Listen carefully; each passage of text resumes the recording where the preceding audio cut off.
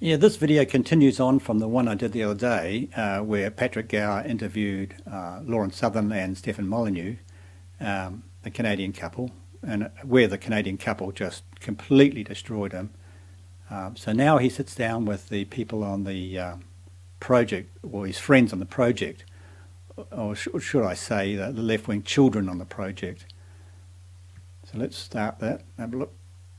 24 hours have been a bit of a news whirlwind after controversial Canadian speakers Lauren Southern and Stefan Molyneux landed in New Zealand amid high drama, top secret locations and threats of protests.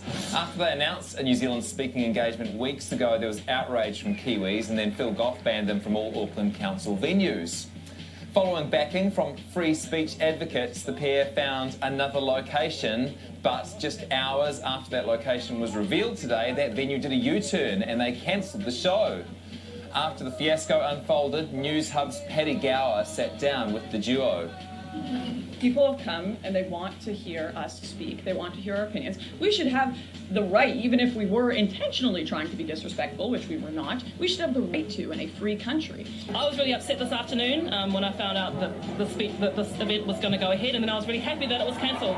So for me, this is a celebration of the strength of Auckland as a multicultural city. Please welcome News Hub national correspondent Paddy Gower. So Paddy Gower is their hero, the children's hero, even though he was completely devoured by Southern and Molyneux.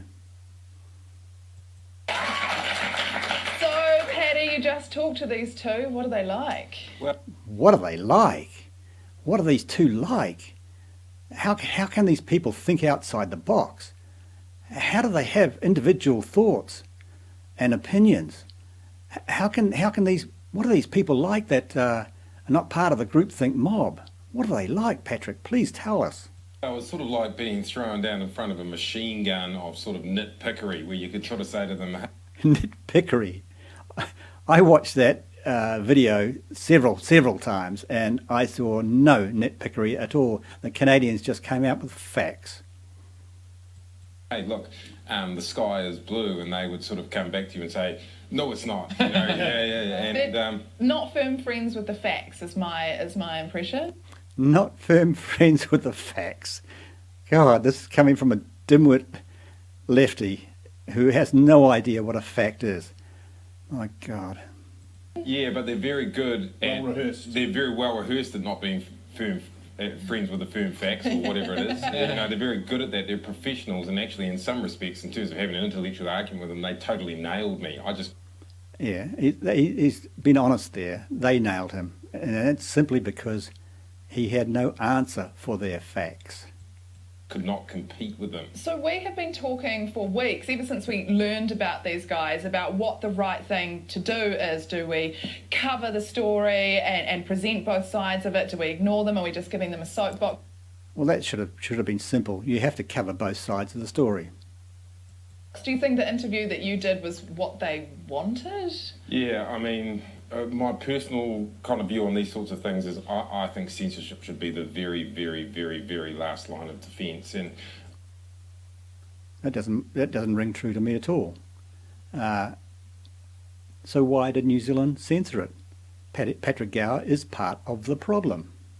I mean, I've got quite a lot of faith in New Zealanders in being able to look at something if they want to engage with it. If they do engage with it, they can look at it and see the potential shallowness of the argument, and that's what they... Now, he's been a bit quite rational there. He's at least saying that the audience has the intellectual capacity to discern for themselves.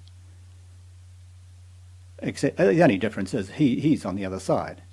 What I've seen today is a couple of nitpickers who spend all their time nitpicking, and it's pretty nasty nitpicking. They've played us, haven't they? They've played New Zealand and won. We've been a sucker. You know, we're still talking about them. Yeah, you've got a point there.